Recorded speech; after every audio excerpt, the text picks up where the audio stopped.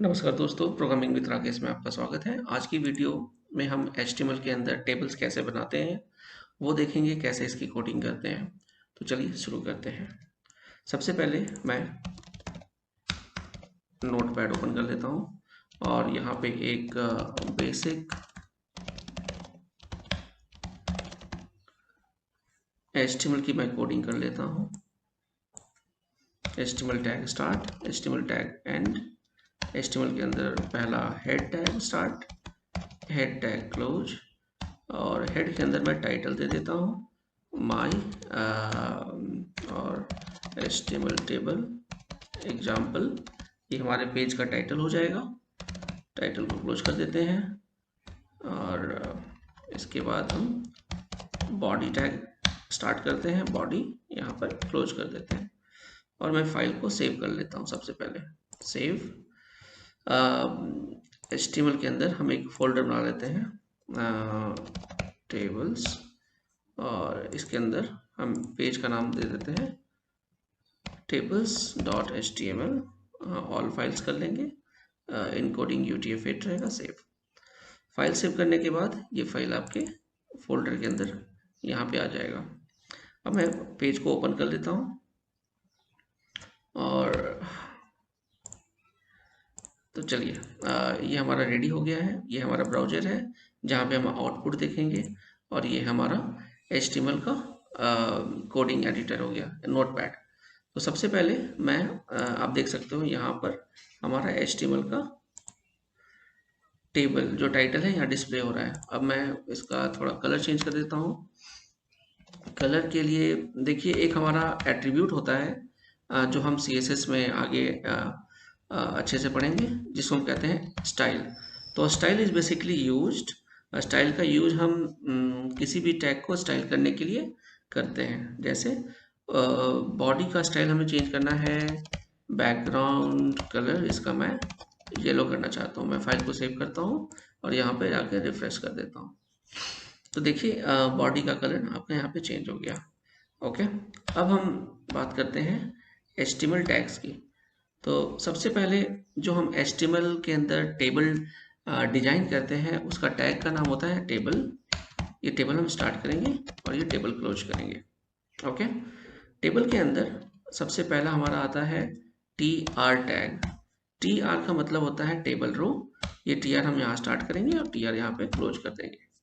Right, अब देखिए TR के अंदर हमारे पास होता है एक टेबल हेडर TH। जैसे मैं इसका दे देता हूँ हेडर 1 TH क्लोज कर दिया।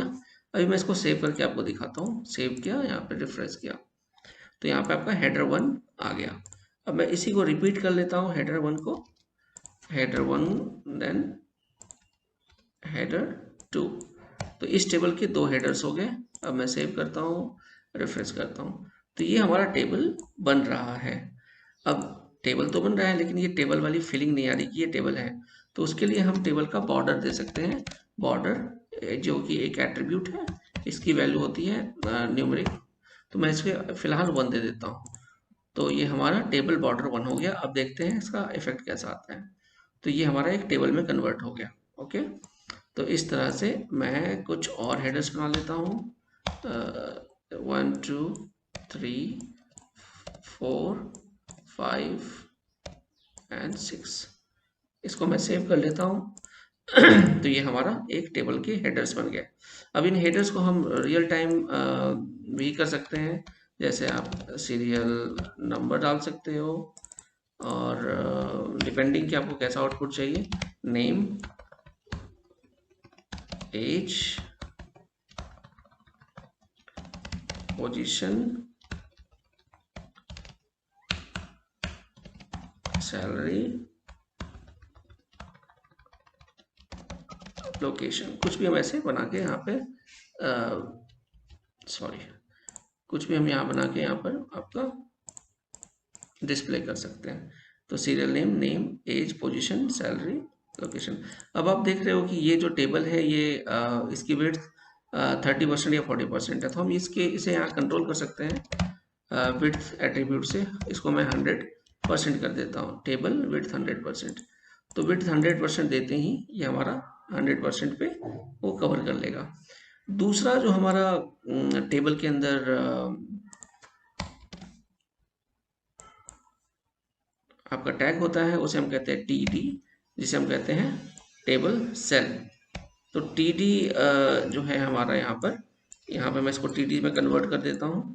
तो आप देखोगे कि ये जो टेबल के जो अंदर सेल्स होते हैं वो उसमें वो कन्वर्ट हो जाएगा। तो लेट्स सी ये कैसा आपका डिस्प्ले होता है। मैं इसको सेव कर लेता हूँ, रिफ्रेश करता हूँ। तो अगर आप देखोगे तो एक डिफरेंस आपको ये दिख रहा है कि जो भी हमने टीएच के अंदर लिखा टेबल हेडर के अंदर, वो बाय डिफ़ॉल्ट कहाँ पे आ जाता है, सेंटर में आ जाता है और वो बोल्ड हो जाता है। यहाँ देखोगे बोल्ड हो गया। लेकिन उसके अंदर जो टीडी के अंदर हमने लिखा है वो कि एक टेबल सेल बन जाता है और इसके अंदर ये एक नॉर्मल टेक्स्ट में होता है। तो इसको चलिए हम चेंज कर लेते हैं 1 और name Amit, age 26, position software engineer, salary 20,000, location New Delhi. अब मैं इसको सेव कर लेता हूँ और यहाँ से इसे रिफ्रेश कर देता हूँ। तो ये देखिए आपका एक टेबल यहाँ पे बन गया। एक एग्जांपल के लिए मैं क्या करता हूँ, इसको मैं यहाँ से रिपीट कर देता हूँ ताकि आपको ये टेबल थोड़ा सा ब्यूटीफुल दिखे। तो ये हमने एक टेबल बना लिया, बेसिक कुछ टैग्स थे जो मैंने आपको बताया और ये हमारा टेबल रेडी हो गया। अब हम टेबल के अंदर दूसरी बाकी की चीज़ें भी हम देखते हैं, जैसे बॉर्डर। अब जैसे यहाँ पे बॉर्डर आपका आ रहा है, इस बॉर्डर को अगर आप देखो तो इसके बीच में गैप आ रहा है। तो इस गैप को कम करने के लिए हम एक स्टाइल यूज कर सकते हैं जो टेबल का स्टाइल होता है, जिसे हम कहते हैं बॉर्डर कोलैप्स। तो ये हम स्टाइल टैग यहाँ यूज कर लेंगे, स्टाइल बॉर्डर कोलैप्स, और इसकी वैल्यू होती है कोलैप्स।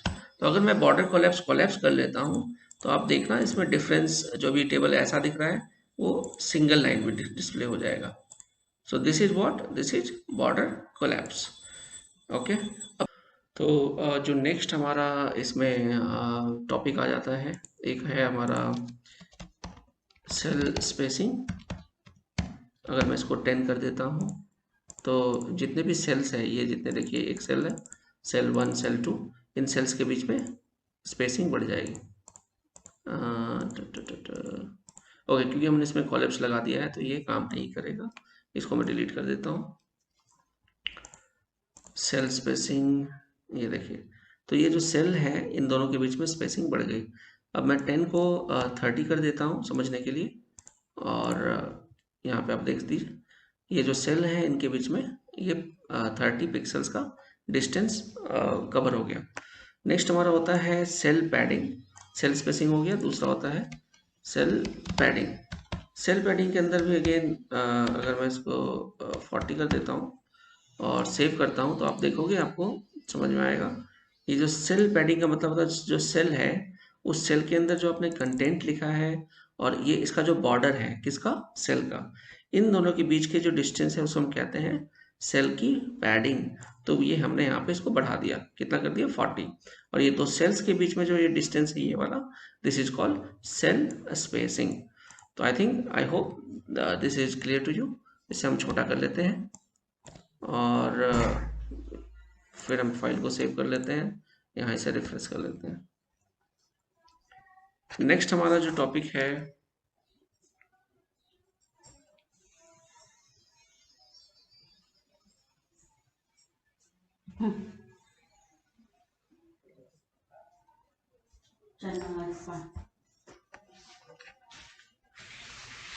नेक्स्ट हमारा जो टॉपिक है वो बहुत ही इम्पॉर्टेंट है, जहाँ पे लोग कंफ्यूज होते हैं जब वो HTML टेबल स्टार्ट करते हैं।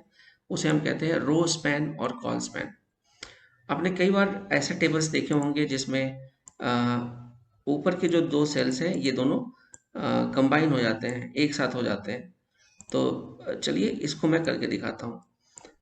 इसे समझने के लिए पहले हमें ये समझना होता है कि जो ये हॉरिजॉन्टल अपने यहाँ ये आपको कंटेंट्स दिख रहे हैं, इसे हम रो कहते हैं, जो हॉरिजॉन्टल होते हैं, लेफ्ट टू राइट या राइट टू लेफ्ट, ये हो गया हमारा हॉरिजॉन्टल। तो ये हो गया हमारा टेबल रो, और ये हमारा होता है वर्टिकल, ठीक है, इसे हम कहते हैं कॉलम्स। तो एक कॉलम हो गया हमारा सीरियल नंबर, दूसरा कॉलम हो गया नेम, उस तरह से ये एज। तो 1 2 3 4 5 6, तो ये 6 कॉलम्स हो गए, और रो कितने हो गए हमारे पास, 1 2 3 1 2 3 4 5 6 7 8, 6 कॉलम्स और 8 रोज हो गए। तो अब हम चलते हैं रो स्पैन की तरफ। अगर मुझे सीरियल नंबर और नेम को एक साथ करना है, तो यहाँ पे अगर आप देखो दोनों को मर्ज कर रहे हैं, तो आप क्या मर्ज कर रहे हो, 2 कॉलम्स को कर रहे हो या 2 रो को कर रहे हो? तो हम 2 कॉलम्स को कर रहे हैं। सीरियल नंबर एक कॉलम है, दूसरा हमारा कॉलम है नेम, तो हम इन दोनों को यहाँ पर मर्ज कर रहे हैं। तो क्योंकि हम कॉलम्स को मर्ज कर रहे हैं, तो हम क्या यूज करेंगे, कॉल स्पैन। तो हम कॉल स्पैन यहाँ यूज करते हैं, और क्योंकि हम 2 कॉलम्स को मर्ज कर रहे हैं, तो हम यहाँ पे देंगे कॉल स्पैन इक्वल टू 2। तो कॉल स्पैन 2 करते ही ये दोनों कॉलम्स मर्ज हो जाएंगे।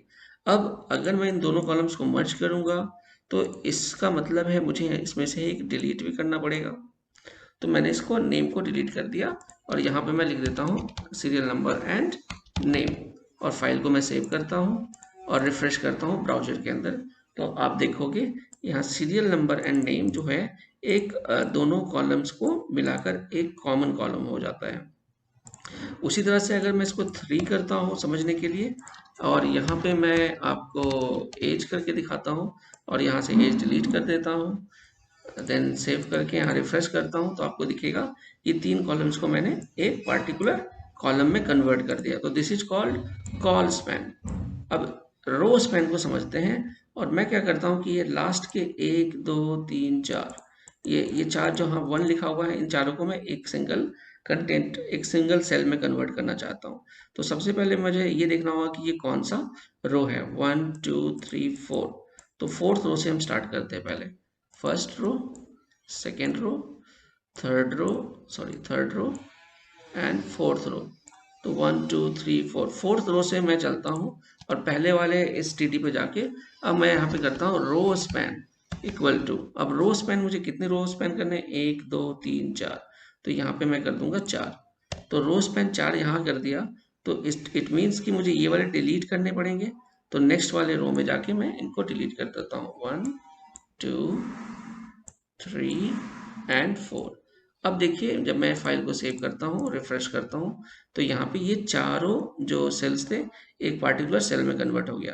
तो इसे हम कहते हैं रो स्पैन, क्योंकि मैंने 4 रो को 1 2 3 4 4 रो को मिला के एक सेल में कन्वर्ट किया, और यहाँ था हमने 3 कॉलम्स को मिलाया था, तो ये हो गया कॉल स्पैन। तो आई होप फ्रेंड्स आपको टेबल के बेसिक सिंटैक्स समझ में आ गए होंगे। अगर आपको कोई भी प्रॉब्लम आती है, कभी भी आती है, आप कमेंट बॉक्स में लिखें, मैं उसको सॉल्व करने की कोशिश करूँगा। अगर आपको ये वीडियो अच्छी लगे, तो हमारे चैनल को सब्सक्राइब करें, ताकि अगली वीडियो की नोटिफिकेशन आपको मिले। Thank you very much.